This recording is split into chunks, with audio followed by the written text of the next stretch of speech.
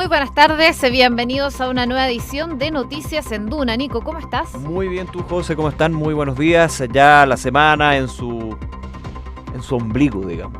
El lunes en su ombligo. Falta la tarde solamente. No queda tanto, 14 grados Ánimo. a esta hora de la tarde. Así que Un pensamiento más optimista, pero igual es lunes, así que ánimo. súper optimista. Súper optimista, creo que demasiado. Sí, vamos a estar con todas las informaciones. Por supuesto, una semana que parte con harta noticia, harta información. Por ejemplo, lo que fueron las declaraciones desde Enel con respecto a qué habría sido el causante de este apagón en 4 comunas de Santiago, más de 250.000 clientes afectados. La compañía dice que este apagón fue por un incendio provocado por terceros, así que ya hay una investigación por parte del Ministerio Público y evidentemente también reacciones. Un apagón que duró un par de horas, hay que decirlo. Muchos pensaron que íbamos a amanecer sin luz, pero que finalmente se recuperó. Pero hay un hecho ahí delictual denunciado por la compañía de distribución eléctrica que, por supuesto, deja el trabajo al Ministerio Público, parte de lo que vamos a estar comentando aquí en Noticias. Y hoy también hay noticias que vienen desde la Iglesia Católica, porque los obispos se reúnen en Punta de Tralca para analizar la crisis que vive la Iglesia Católica por los casos de abusos. El encuentro se lleva a cabo a partir de hoy, se va a realizar hasta el viernes, como les contábamos, en Punta de Tralca, y asistirán también diferentes representantes de la Iglesia Católica chilena. El detalle aquí en Noticias en Duna.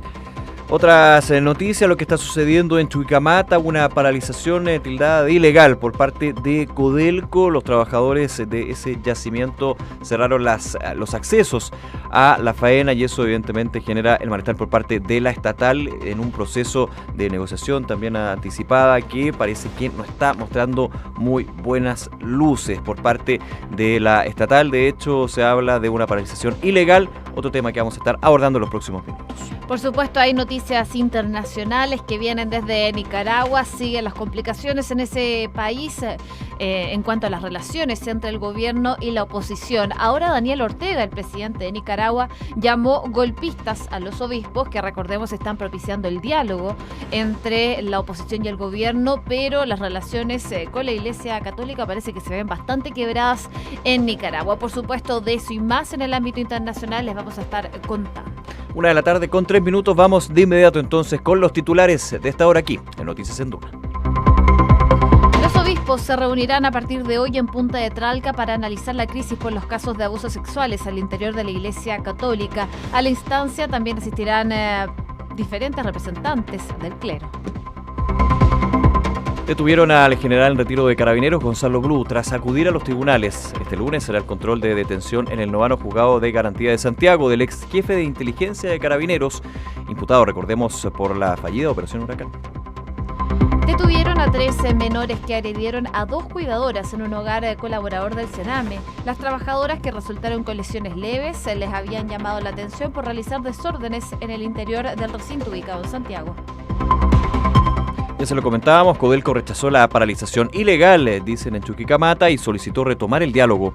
Resulta imperativo mantener la continuidad de marcha de los procesos productivos, pues esta lamentable acción afecta laboral y económicamente a todos, indicó la minera estatal. Enel aseguró que el corte de energía eléctrica que afectó a 250.000 clientes fue generado por terceros. La empresa atribuyó el apagón a un hecho delictual provocado por un incendio, el cual generó un corte de circuito de la línea Almendro-El Salto. Este miércoles comienzan las multas por comprar en el comercio ambulante en la comuna de Providencia. La alcaldesa Evelyn Matei aseguró que es difícil luchar contra el comercio ilegal y acusó a los comerciantes ambulantes de usar la violencia y hacerse las víctimas. La Confederación Nacional de Taxistas aseguraron que la ley Uber solo responde a una urgencia de tributar. Por lo mismo, desde la Confenetaxi convocaron a una movilización denunciando abandono por parte de las autoridades de transportes. 13:05. Vamos entonces con algunas de las noticias que destacamos. Ayer un apagón, se cortó la luz un par de horas y obviamente eso generó ciertos inconvenientes. Será domingo, eso evidentemente puede ser algo más llevadero, pero la hora no era para nada óptima. Estamos hablando de las 6:30 de la tarde, electricidad que finalmente se restituyó casi en un 100%, digamos un 100% ya pasada las 9:30 de la noche. No había mucha claridad con respecto al por qué. Se hablaba de una situación de falla en el sector del Salto. pero no se sabía la razón. Y hoy día a las 10 de la mañana Enel llama a una conferencia de prensa donde entrega antecedentes y de hecho se señaló que este apagón que afectó a cerca de 247.000 clientes de 4 comunas se debió a que ayer había habido un hecho, se habían encontrado cables de telecomunicación que fueron incendiados por terceras personas. Este hecho delictual, dice Enel, fue lo que provocó el cortocircuito en la línea El Almendro-El Salto. A raíz de esto, desde la compañía se indicó que al ser una red eléctrica y pública, está sujeta a fenómenos como estos, la intervención de terceros. Al ser una red que está en la zona pública, una persona puede perfectamente hacer un incendio, que fue lo que pasó. Esto ocurrió en el faldeo del cerro según los datos que maneja la compañía y eso evidentemente llama a una investigación y también la preocupación por la vulnerabilidad que se puede dar en estos casos. Hay otro punto evidentemente que se está manejando desde la Superintendencia de Electricidad y Combustible, que es la posibilidad de compensaciones por este par de horas donde 247.000 clientes de la región metropolitana estuvieron sin electricidad.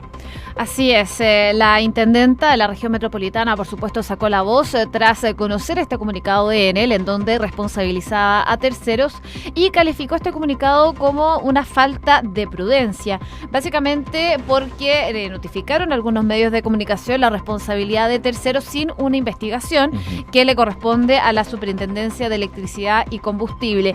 Y además aclaró y señaló que si se constata que el apagón fue provocado por terceros, la empresa igual tiene responsabilidad al respecto, dice la intendenta, porque hubo falta de seguridad, ya que la empresa no estuvo presente en el control de las instalaciones sensibles. Fue parte de lo que planteó la intendenta de la región metropolitana, que rápidamente, tras este comunicado de Enel, salió a hablar de una falta de prudencia por parte de la compañía. Claro, hay declaraciones de un lado a otro que evidentemente son parte también de la molestia que generó para los usuarios en, recordemos, una corte de electricidad que, hay que decirlo, a diferencia de otras ocasiones, bueno, si uno recuerda la nevazón de la última vez, claramente no es comparable porque hasta 5 o 6 días fueron las casas que no recibieron electricidad, pero en este caso fue rápido, pero evidentemente preocupa por el hecho de la vulnerabilidad que tiene el sistema de electricidad por la posibilidad de que alguien llegue y haga un incendio. Es parte de la investigación, evidentemente, hay que tener más detalles. Y que se corte la luz en varias comunas, Lo Barnechea, Providencia, Vitacura, Las Condes, fueron parte de las comunas que se vieron afectados por este apagón de luz, que de alguna forma fue impresionante, porque se apagó todo de una y en muchas comunas. Oye, 1:00 p.m. 8 minutos. Otro tema que por supuesto está generando noticia durante toda esta semana es este cónclave, estas reuniones extraordinarias que va a llevar a cabo la conferencia episcopal. Los obispos se reúnen a partir de hoy, ya están reunidos en Punta de Tralca para analizar la crisis por los casos de abusos sexuales al interior de la Iglesia Católica, temas como el encubrimiento, las denuncias, el margen en que actúa la justicia canónica y la justicia civil son parte, por supuesto, de lo que va a ser discutido durante toda una semana. Hay algunos puntos, ya se ha comentado, que van a ser abordados por los presbíteros en este sentido, por ejemplo, los protocolos de abuso que se tienen que actualizar o crear, porque claramente esto no está funcionando.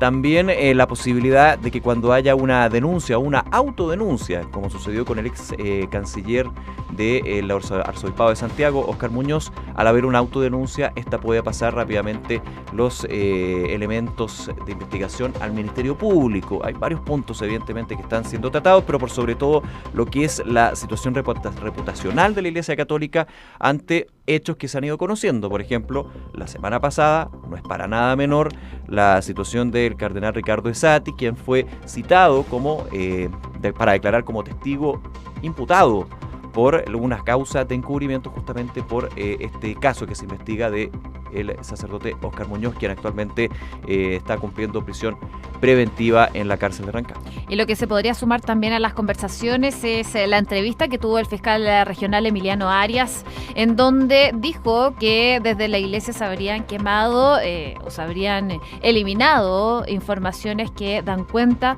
de abusos cometidos al interior de la iglesia. Un tema relevante, por supuesto, a analizar probablemente en esta reunión extraordinaria en Punta de Tralca, que se va a desarrollar hoy lunes, como les contábamos, y va a durar hasta hasta el 3 de agosto. Ya comenzaron a llegar los distintos obispos a eso de las 11 de la mañana.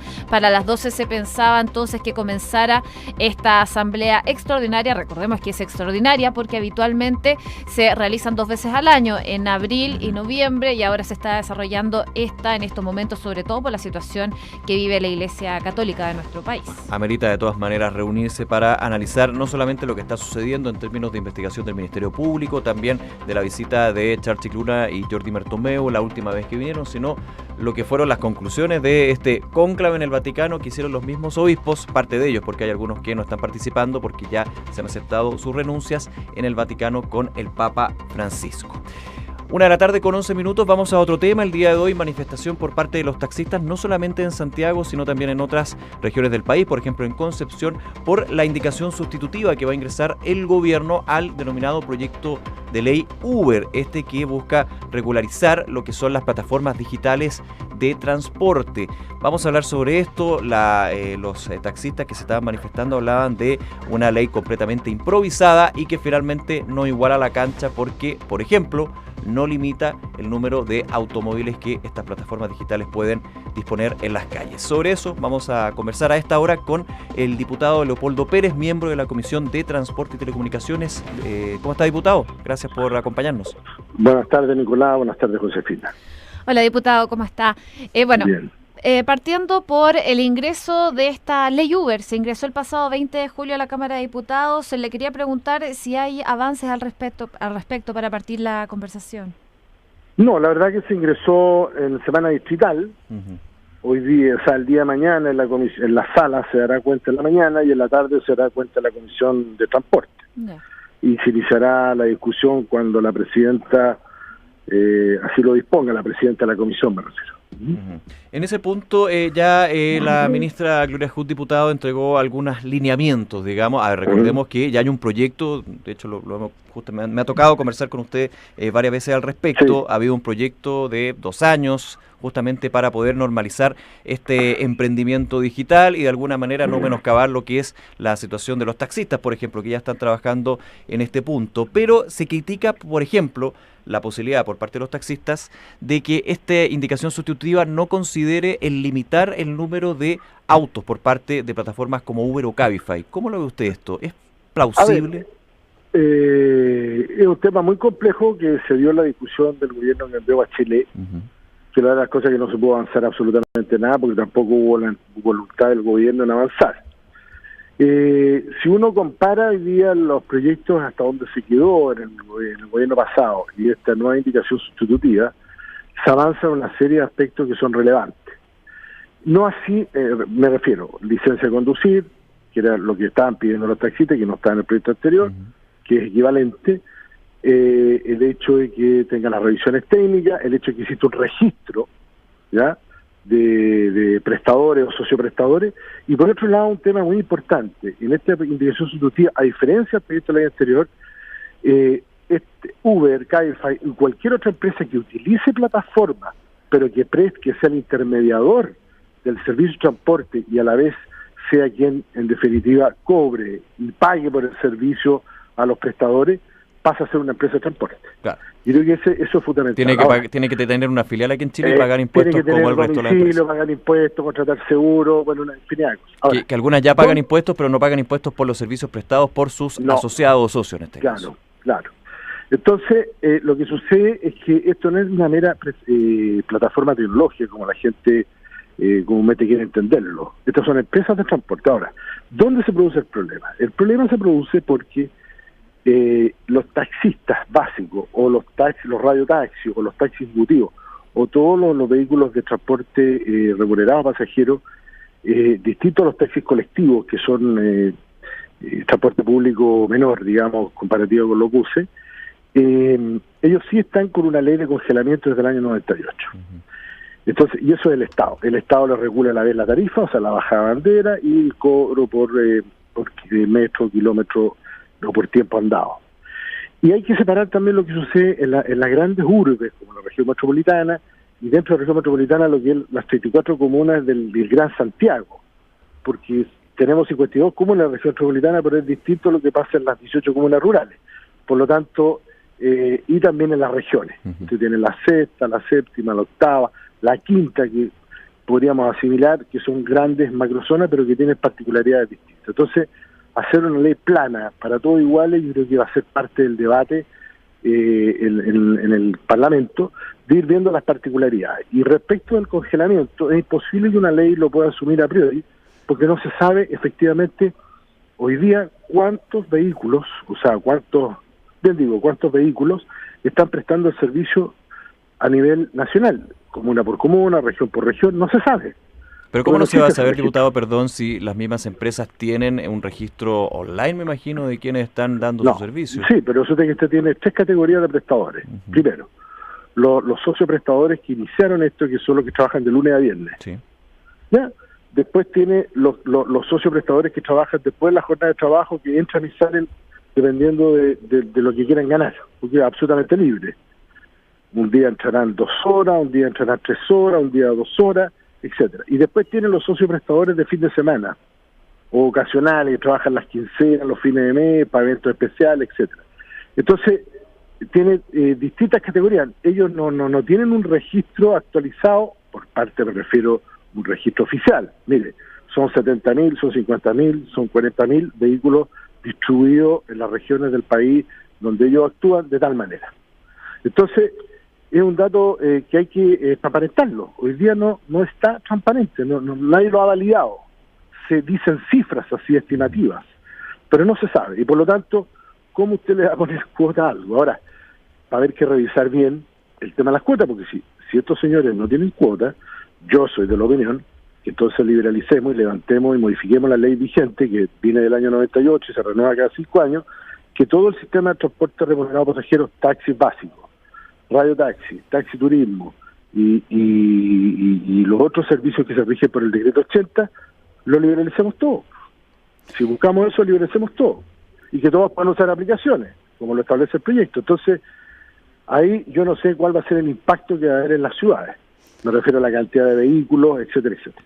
Estamos conversando con el diputado Leopoldo Pérez de la Comisión de Transporte. Entonces, ¿descarta de alguna forma lo que decían los taxistas hoy día, que pareciera que recaudar los tributos que estas empresas deben pagar es más importante que otras cosas? Dicen Luis Campos, el presidente de la Confenetaxi. ¿Descarta completamente esa situación? Perdón, ¿qué es lo que decía el señor Campos? Dice, Perdón, no solo entendí. se habla de regular plataformas mencionadas, Uber y Cabify, entre otras. Pareciera que recaudar los tributos que estas empresas deben pagar es más importante que otras cosas. No. Lo que pasa es que, entre otros temas, se está emparejando la cancha respecto de los taxistas hoy día pagan impuestos. Y las empresas de transporte privado pasajero, entiéndase las de transporte de turismo, etcétera, pagan impuestos. Lo que estas otras empresas hoy día no están pagando ningún impuesto, claro. Ninguno. Ahora, ojo, que no es un tema de la plataforma, no es un tema contra la tecnología, sino que hoy día Uber y Cabify, Uber particularmente, utiliza esto, pero todas sus operaciones las hace afuera y les paga desde afuera a los operadores con el consiguiente, digamos, cobro por peaje, podríamos llamar, de un 25, entre un 25 y 30%, ¿verdad? Ahora están las famosas tarifas dinámicas, entonces hay que ver cuál es el comportamiento, porque hoy día mucha gente se resta a prestar el servicio esperando que suba la tarifa cuando aumenta la demanda en horas punta, que todos sabemos, y de una carrera que cuesta 6.500 pesos va a costar 10.000 pesos en la famosa tarifa dinámica. Y eso lo han dicho los usuarios, que nosotros hemos escuchado en la comisión, lo dicen los propios socioprestadores permanentes, por así decirlo, fundadores, que este sistema también les complica. Entonces, la verdad las cosas es que yo creo que hay que dejar que la discusión en el Parlamento, donde todas las partes van a ser escuchadas y donde realmente tendremos que transparentar la información para ver qué pasa con la libre competencia en el fondo. Y eso es lo que les interesa a los taxistas. Sí, claro. Diputado, y brevemente, que se nos acaba el tiempo, pero no quiero dejar escapar la oportunidad. Usted decía hablar con todos los actores involucrados. Sí. El tema es que ya todos, o la gran mayoría, han ido a la comisión. O sea, ha habido todo un trabajo legislativo. Con esta indicación sustitutiva, ¿se comienza de cero el proyecto de esta plataforma? No de cero, pero ellos van a opinar sobre lo que ellos consideran que no le... o los reparos que ellos tengan. O sea, ya hay un trabajo, un terreno ganado, un trabajo hecho. Pero sí, porque ustedes han llegado a varios consensos entre las partes también en todo este tiempo. Sí, pero cuando es un proyecto sustitutivo, es un proyecto nuevo. Sí. Entonces tenemos que ir a escuchar a las partes respecto a ese proyecto nuevo, porque el otro ya fue reemplazado. Claro, hay nuevas Puede opiniones. que tengan algunas cosas, se fija, pero lo importante es lo que están planteando. Bueno, la discusión de fondo va a ser, ejemplo, la cuota de los vehículos. ¿Se les pone cuota a las empresas de plataforma o se liberalizan las cuotas? Pregunta que hay que hacerse y es válida. Claro. Y eso habrá que discutirlo ahí y ver los pros y los contras. ¿Qué va a pasar en regiones? Porque el impacto en regiones es mayor que el impacto en Santiago. ¿Se fija? Entonces, todas esas son discusiones que va a ir dándose. O también recibir propuestas de los propios involucrados. Involucrados me refiero a taxistas, radiotaxi, que hoy día ya no son radiotaxi, sí, claro. Pueden ser con teléfono, con aplicaciones. Que pueden ir cambiando de alguna manera el modelo que han aplicado. Además, hoy día los taxistas podrían tener aplicaciones perfectamente. De hecho existe. Sí. Pues, de hecho existen, pero... Diputado, podrían usarlas más seguido. Exactamente. Diputado, se nos acaba el tiempo nuevamente. Diputado Leopoldo Pérez, gracias por acompañarnos y comentar este tema, por supuesto que siga ahí. Y auditores de Radio UNA. Muchas gracias. Muchísimas gracias. Buenas tardes. Gracias. Bien, ahí entonces con el tema de las plataformas, porque hay líneas distintas. No hay que matar el emprendimiento, principalmente también las nuevas tecnologías, pero evidentemente que la cancha sea igual para todos, hay que llegar a un consenso. Ese consenso se da en el Parlamento. Y esperemos que no sea una discusión muy larga. Muy larga, porque yo creo que ya no aguanta más. 1:21 p.m. Vamos entonces a revisar noticias internacionales aquí en Duna. Estados Unidos responsabilizó a Daniel Ortega y su esposa por los grupos paramilitares que han brutalizado a su propia gente en Nicaragua. El gobierno de Donald Trump apoyó la mediación de la Iglesia para el diálogo y exigió la realización de elecciones libres, justas y transparentes como vía para desescalar la crisis que se vive en ese país. El Papa aceptó la renuncia del obispo australiano condenado por encubrir abusos. El primer ministro del país, Malcolm Turnbull, había pedido al pontífice que destituyese a Philip Wilson, el cual se desempeñaba como arzobispo de Adelaida. Los senderistas atrapados en el volcán tras el sismo en Indonesia comenzaron su descenso. El Parque Nacional del Macizo Rinjani indicó que las rutas del acceso que habrían sido bloqueadas por los desprendimientos de tierra generados por el temblor de 6,4 grados Richter ocurrió este domingo se encuentran despejadas. Y Zimbabue vota en sus primeras elecciones generales sin Mugabe en la papeleta. Cerca de 5,5 millones de personas están convocadas a elegir a su próximo presidente, la caída del histórico líder de 94 años. Interrumpimos las noticias internacionales. A esta hora habla el fiscal regional de O'Higgins, Emiliano Arias. Escuchemos parte de lo que dice.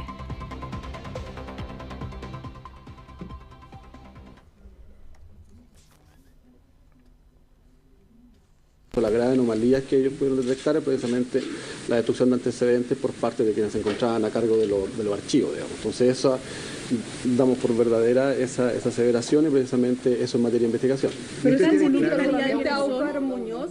Fiscal, ¿eso involucra solamente a Óscar Muñoz o también a altas autoridades de la Iglesia? A ver, en relación a datos concretos y específicos de la investigación no se los puedo dar a conocer porque perjudica la propia investigación. Ahora, hay un hecho en concreto, cuál es el ilícito que se está investigando en ese caso, porque son muchos hechos los que se están investigando, y en ese caso sería la destrucción de antecedentes de delitos sexuales en relación a un encubrimiento. O sea, en ese caso, la forma de efectuar ese encubrimiento sería mediante la destrucción. Eso ya se encuentra, o a lo cual ya se refirió el Papa, es en materia de investigación, y en relación a eso ahora falta determinar quién destruyó específicamente y en concreto tal antecedente y cuál es en definitiva la participación de esta persona. La investigación se encuentra en un inicio, a la fecha no hay personas culpables, eso ustedes ya lo saben, por la presunción de inocencia, se encontramos en la investigación y esta investigación se trata precisamente sobre eso. Hay obligados a hacer investigaciones, hay obligaciones al tratamiento de los delitos graves contra menores de edad. Luego de eso, ahora recién estamos empezando para poder determinar la diligencia con la cual se efectuaron esas investigaciones. Si es la plena diligencia, ninguno de los encargados va a tener responsabilidad penal. Si es negligencia, podrá haber una u otra responsabilidad, por ejemplo, incluso canónica, hay un delito canónico de negligencia. Y si hay en definitiva acá dolo, esto es el conocimiento de que con la negligencia yo estaba favoreciendo en definitiva a imputados en concreto, ahí ya va a haber responsabilidad penal. Bien, ahí escuchábamos al fiscal Emiliano Arias, fiscal regional de O'Higgins, que recordemos, durante el fin de semana se conoció una entrevista con el diario El País de España, en donde hablaba de esta situación de destrucción de evidencias en cuanto a la investigación por los abusos que se han registrado al interior de la Iglesia Católica. Reitera los dichos entonces y también se recuerda que el 21 de agosto va a interrogar a Ricardo Esati en calidad de imputado por estos hechos. Claro, obispo de Santiago. Y punto que decía el fiscal Arias, toma lo que fueron las declaraciones en esta carta que se conoció del Papa, que se entregaba a los obispos, que luego se filtró, fue dada a conocer a nivel público con respecto a la existencia de ya la total convicción de que hubo destrucción de documentos en la Iglesia Católica chilena, documentos que daban a entender abusos sexuales o denuncias de abusos sexuales, y eso evidentemente para el Ministerio Público en su investigación hace que hay varios hechos, es por lo menos lo que dice el fiscal Arias, que sean constitutivos de delito de encubrimiento, que es justamente una de las aristas de los distintos casos que se están revisando por parte del Ministerio Público. 1:26, vamos al deporte. Nicolás Jarry ya tiene horario para su estreno en el ATP 250 de Austria. Tras perder en las semifinales de Hamburgo, la primera raqueta chilena se medirá en Austria ante el español Roberto Carvales. Y Mauricio Pinilla estuvo en el Centro Deportivo Azul para dilucidar su futuro. El delantero se mantiene en Ascuas luego de caerse su llegada a Colón de Santa Fe de Argentina. 1:26 p.m. Como todos los días, saludamos a nuestros auspiciadores aquí en Noticias en Duna. Inmobiliaria Armas, empresa líder en la industria con más de 50 años de trayectoria, te invita a conocer e invertir en sus múltiples y atractivos proyectos inmobiliarios de alta plusvalía.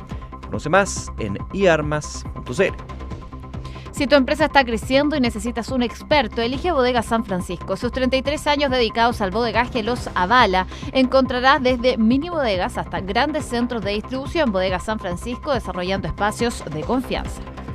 Credit Corp Capital pone a tu disposición un equipo de especialistas que te asesoran para hacer crecer, preservar y gestionar tu patrimonio. Son parte del grupo financiero Credit Corp, con más de un siglo de trayectoria en Latinoamérica y más de 30 años en Chile. Credit Corp Capital, excelencia en inversiones. Llegó el invierno y es la estación que muchos estaban esperando, y no por el frío ni por la lluvia, sino porque con esta estación también llega el veranito de San John, el mejor tiempo para cambiar el auto. Además, por la compra de tu Rexton regalan la patente y el impuesto verde. Conoce y cotiza tu camioneta o sub en www.ssanjohn.cl. 1:27 p.m, casi 28 minutos. Terminamos esta edición de Noticias en Duna. Muchísimas gracias como siempre por acompañarnos. Quédese en nuestra sintonía. Ya vienen en segundos los titulares de este lunes de la 3:00 p.m. y luego información privilegiada. Que estén muy bien. Muy buenas tardes. Buenas tardes.